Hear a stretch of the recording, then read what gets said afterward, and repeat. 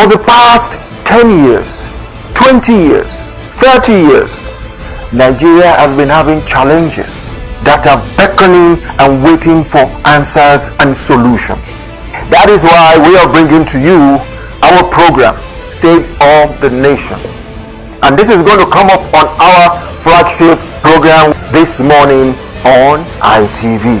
I am hereby inviting you to join me, Bola Bakare, your host, on State of the Nation, so that we can hasten the motions that brings national development. It's going to be a regular basis on Tuesdays. Make it a date with me. I'll be there waiting for you, and then we shall discuss Nigeria on an holistic level.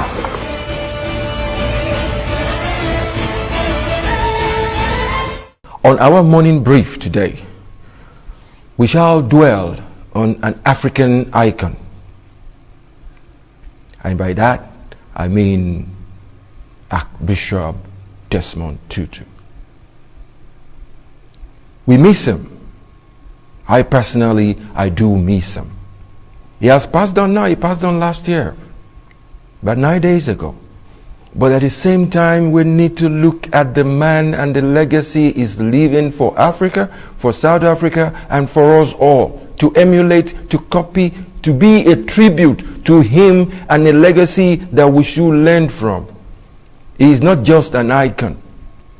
He is a man that has left behind a template that we can use in life in itself. He was born in 1931 and he passed on in 2021 at the ripe age of 90. Within this period in time, I would like us all to be part of what he has done. He is a mentor. He is a good example. Most of all to us Nigerians, because we need mentors, we need examples, we need icons, we need human beings that are human beings. Honestly, it hurts me. I'm not a South African, but I am an African. I felt his presence, not just in South Africa, in Africa. Let us look at all the works he has done. Let us look at him as a person, first and foremost. I would like us to take a look at a few video clips, for which I will start off with the one that preaches forgiveness. If you say, you have done this to me, and I am going to do the same to you, the world is going to be a bad place. There will be nothing for us all. That is why I am right there on the screen. You can see the Desmond Tutu preaching to us about forgiveness. It is important. Forgiveness is what makes us go on. Look at him there with Mandela. He felt the man was man enough to say he has forgiven those that jailed him, because it is important. Forgiveness is what makes the world go round. Without forgiveness, we are not doing anything. We are not moving anywhere. We will end up killing ourselves for reasons that are so unjust. This case brings to the mind the element of 6 and 9. If I write 6 on the paper, if I am saying 6, you from the other side, you'll be saying 9. And we are both convinced that we are saying 6 and 9. All we need to do is for the man saying 9 to come to the side of the man saying 6, so that they can collectively see 6. And for the man saying 6 to move to the man who is seeing 9, so that they can collectively see 9. That is what I call mutual benefit. That is what is called diplomatic negotiations. That is what is called element of forgiveness, enough for you to come together and get things done. The man did not stop there alone. He went ahead in some of his speeches where he was preaching about freedom. Honestly, when it comes to freedom, freedom does not even mean, in some instances, that it has to be external.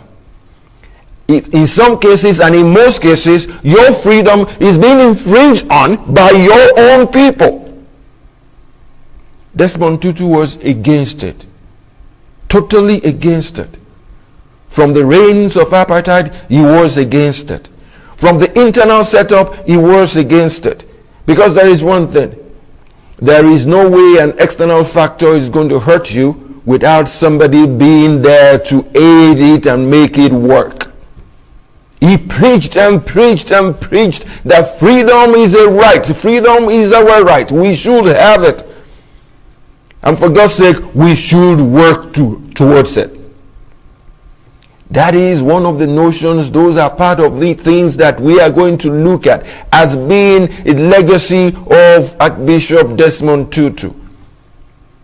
It didn't stop there alone. When it comes to the freedom he was preaching about, he talked in terms of Mandela. Mandela, the first word he said when he was in prison, when he was released, was he made up his mind, by my first context, the first video you saw earlier, to forgive the people that jailed him. Will you believe one thing? It was that spirit of forgiveness that made him last 27 years in prison. He was imprisoned unjustly. It's enough to make you depressed. It's enough to make you retrogress and probably die in the process. But because he gave the element of forgiveness, that just like the case of Jesus Christ. I'm not trying to run an inference between him and Jesus Christ though. But what Jesus Christ, forgive them, for they do not know what they are doing. He said, go ahead, forgive them. I have made up my mind to forgive them so that I can have a life to live. Because he believed the element of forgiveness, he believed the element of freedom.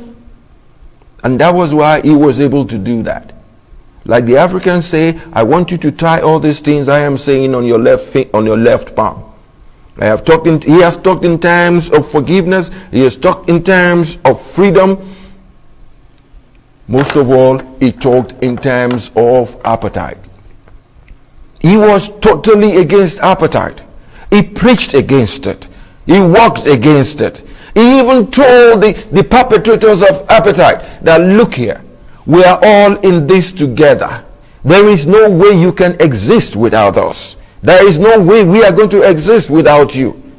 We are in this together. We are brothers in this our South Africa. He was the one that brought up the notion. If you remember the South African flag, it has colors. He calls it the rainbow of coalition, the rainbow of a nation, which in literal terms means the coming together of people. Loads and loads of people coming together to form a nation. And honestly, the moment we negate the element of selfishness, impinging on other people's freedom, we forgive ourselves, we will have a rainbow coalition that is going to be fantastic for everyone. I want to bring this back home to Nigeria. When we were talking about appetite, we gave South Africa a good hand, if you remember very well. Obasanjo, in his wisdom and in his being a Nigerian, typical Nigerian, said, we are ready to go there and fight with all the voodoo, in quote. We call it juju. With all the juju and the voodoo we have, we are going to fight for that freedom. That is in the collective. Again, if you remember, when we were asking for debt relief, will you believe it? Archbishop Desmond Tutu lent a helping hand with the likes of Gordon Brown, who was the exchequer. Exchequer in England means the CBN governor. What we call CBN governor is what they call Secretary of the Exchequer in the UK. He put in a word for us, and that came to bear. These are part of the legacies that makes the man an icon. The man was a stalwart for peace. He believed we do not have to fight to make things work. We do not have to fight to live together as brothers. Little wonder, in 1984, it was bestowed with the Nobel Peace Prize. That Peace Prize does not come easy. It comes at a cost. And the man worked for it assiduously. This is what should transpire to us, because I said I was going to localize it. We need to imbibe the element of forgiveness. In South Africa, they call it UBUNTU. The element of forgiveness. And I'll tell you this. That element of forgiveness has worked in two nations where we had a lot of rancor. in South Africa and in Rwanda. In South Africa, we all know about apartheid and all its ensuing injustices. In Rwanda, it was a self-inflicted, self-imploding situation between the Tutsis and the Hutus. This became a notion that let us have Ubuntu, let us have forgiveness, let us live together, let there be peace between us. It worked in South Africa. It worked in Rwanda. Rwanda is one of the best developing nations in Africa as we speak. Why can't we imbibe that in Nigeria too? We need forgiveness. We need to have peace. But no foreigner is going to give us peace. It is us that is going to give ourselves peace. Let us have that element of Ubuntu. Forgiveness, peace, living together. It is highly important for us to do this. Honestly, this is a situation for us all. Totally for us all. For us all to believe in it, for us all to live with it so that things can be better for us. And one thing I would like to say here is simple. Like I was trying to translate the situation to the Nigerian situation.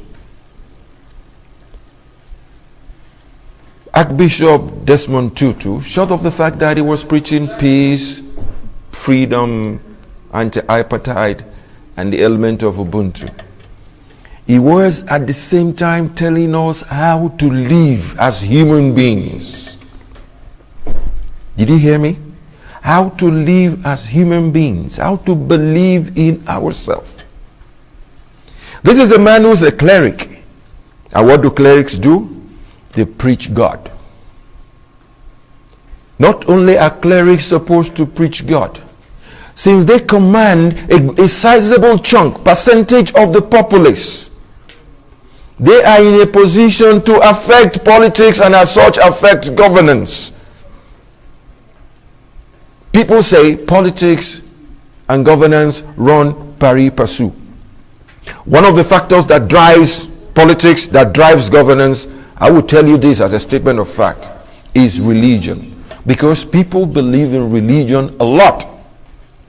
They believe in religion a lot. Religion is their drive force. The most little wonder the parlance says it is the opiate of the masses. There goes again Archbishop Desmond Tutu on your screen telling us about appetite. What appetite is all about, what we shouldn't do. But I will tell you this, in terms of religion, politics, and governance, using the Desmond Tutu legacy. Desmond Tutu said one word, which has been with us, which we don't listen to, which is a quote from the Bible that says, faith without work is dead. This is against the norm of what we have here. Here in Nigeria, rather than going to work, we keep praying. A house goes up in flames. Rather than looking for how to quell the fire, we are praying. I am not saying prayer doesn't work. But when it comes to what is going to feed you, what is going to give you a life, you need to work for it. God gave you brains. To do what? To use. God gave you hands. To do what? To use. God gave you legs. To do what? To walk to where you are going to get it done. How on earth? I am throwing this challenge at you. It's a truthful challenge. How on earth will you not work and be praying that God should give you the wherewithal to survive and live on earth? I am selling you this biblical sentence, which is also Archbishop Desmond Tutu legacy, that says, for God's sake, faith without work is dead. Run a comparative analysis to what we have here in Nigeria. People will call our emojis. They will sit back and take the 100 naira that a poor man has off him or her and tell him, don't worry, God will give you 1,000. God has a lot of patience, but for everything you do, you will get the repercussion. You have the tag of a man of God. Start behaving in the like of Desmond Tutu. He preaches what should go ahead. He preaches to the people. He preaches to you and I. He preaches to your conscience. He preaches to your mentality. And he preaches using the Bible which you believe in. You need to work. You need to work. Our emojis, please, please, and please stop telling our people to pray more and work less. It wouldn't work. You're killing them in their droves. You're taking up the pennies they have for your own largesse. And I am sure you know it too. God is a very patient God. Sometime, someday, you will pay for it. Sometime, someday, you will pay for it. And you as Nigerians, we owe it to ourselves. Honestly, we owe it to ourselves. That life in itself is what we make of it. Life is what we make of it. Nobody, and I repeat, nobody is going to change your life for you. Your life belongs to you. What you do with it is what you get. Like they say in the computer parlance, we say week. What you put in is what you get. The properties, the legacy of Desmond Tutu is what we are talking about here this morning. Is what I am trying to imbibe in us Nigerians. Is what I am trying to sell to the people that call themselves the men of God here in Nigeria. I said something earlier, that politics and governance run pari passu. Honestly, it's high time we had religion to it. Religion plays even a higher position than even politics. Because before the politicians sometimes come together, it's based on their religious inkling. So it's high time, I am saying it again and again. Our men of God, you owe it to God, you owe it to the people to give them the right information. You have the advantage of believing. They believe in you a lot. You need to, I'm a Nigerian. I am a Nigerian. Tell Nigerians to come together, bring 100 naira each, and let us build schools. On a local government level, you won't see 5 people. But when our men of God tell them that God is going to give you 1 million tomorrow, 1 million that you didn't work for, they will gather there. They will gather there and donate their hard-earned money to a singular person who is going to end up buying jets with your money while you came by bike, took a walk, or came by bus to that place where you donated your money. I am telling you here and now, let the Archbishop Desmond Tutu be a legacy that is imbibed and imprinted in your minds. Let it be a situation that will make you become a different man of God. You know one thing? The man has a kind of impetus, which Ramaphosa, the president of South Africa as we speak, touched on. He said he loved the man because he speaks truth to power. Did you hear that? Desmond Tutu speaks truth to power. Let me rephrase that. He speaks truth to the government. And when you are speaking the truth, you better make sure that your hands are not soiled. At times I sit back. How many Nigerians that are men of God can do that? Speak truth to power. Power will always tell them to go and sit down somewhere because sometime, someday, they've been around to come and beg for largesse. They've been biased in their operations. But what I'm saying is, let us imbibe the legacy of Archbishop Desmond Tutu. Because you, as a man of God, control the people, some of the people, most of the time. It is the impetus is on you to say, oh, do not do this. God does not like this. It is no rocket science. The first 10 commandments are the easiest on earth. The English is so easy. Everybody can assimilate. All we need to do is to imbibe that element of the 10 commandments. What I would like this morning, as you're watching your screen, is let us juxtapose ideas. You have the number out there. You can send me an SMS here and now, which is what is called real time. I will respond to it. You can send it afterwards. We will juggle ideas together, and then whenever this kind of a talk crops up again, we will be able to move ahead from it. What I'm saying here, in essence, is nobody, I repeat, nobody has the prerogative of intellect. If we deliberate about it together, if we juggle our ideas, we will be able to move ahead.